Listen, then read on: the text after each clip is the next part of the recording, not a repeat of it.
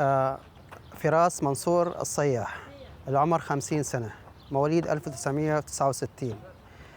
شاويش على المخيم صار لي تقريبا 8 سنين.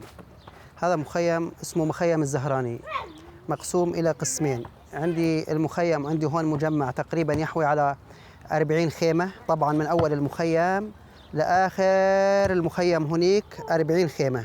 كيف؟ وعندي القاطع الثاني اللي هو يحتوي تقريبا على 45 خيمة بالنسبة للسوريين. عندي عدد الخيم بالضبط 85 خيمة لمجمع السوريين ومجمع الزهراني. ونحن هون بالمخيم من 8 سنين تقريبا واحنا عايشين بهالمخيم. وعندنا هالنهر هو تقريبا أنا اللي قاطع بين المخيم، قاطع المخيم لمجالين، هناك 45 خيمة وعندي 40 خيمة. هذه بالنسبة لتشكيلة المخيم اللي احنا نعيش فيه، مخيم الزهراني. نبلش بالمشاكل اللي احنا نعاني منها مخيم الزهراني. عندنا أول شيء أهم شيء 3 مشاكل اللي هن التعليم والمأوى والصحة. كيف؟ نحكي لك على المأوى. المأوى اللي احنا نعيشه، هذه الخيم اللي انت عم تشوفها كلياتها مستأجرينها أجار وعم ندفع أجارها. ومن 7 سنين واحنا نعاني ونقول للأمم انه احنا عم ندفع أجار الخيم اللي احنا قاعدين نعيش فيها. الامم تقول هذه ارض املاك دولة، احنا ما فينا نساعد لانها ارض املاك دولة، وكل واحد من اخواننا اللبنانيين حاط ايده على قطعة من الارض وعم ياخذ اجارها مننا. طبعا الله اعلم هي السلطات تعرف او ما تعرف، هذه شأن السلطات اللبنانية يعني.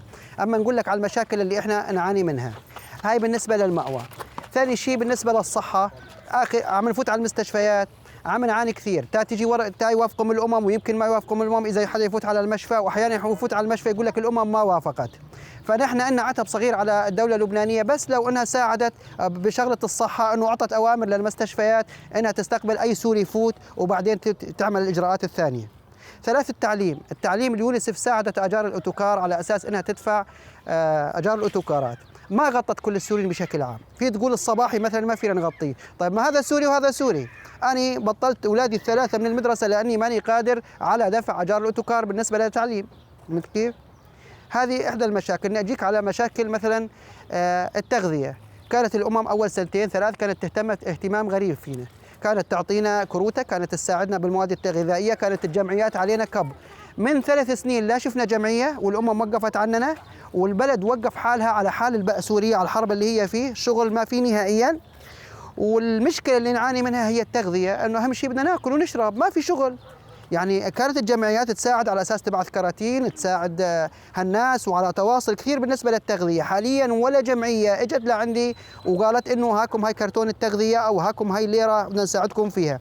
تجينا الجمعيات، نشكر احنا الجمعيات على تجينا على الصحة، تعطينا دروس على الحالات النفسية، على كثير من الأمور مثل. ونشكر جمعية فريتيلي كثير. جمعية فريتيلي عملت عندي بالمخيم مساعدة كبيرة، اللي هي طبعا عملت عندي خياطة واخذت الاولاد، حسنت منهم انها يعني من اوضاعهم التعليميه، وساعدت كثير جمعيه فريتيلي. انا اشكر هالجمعيه لانها اهتمت وقاعده توسع نشاطها عندي، وفعلا اشكرها كثير.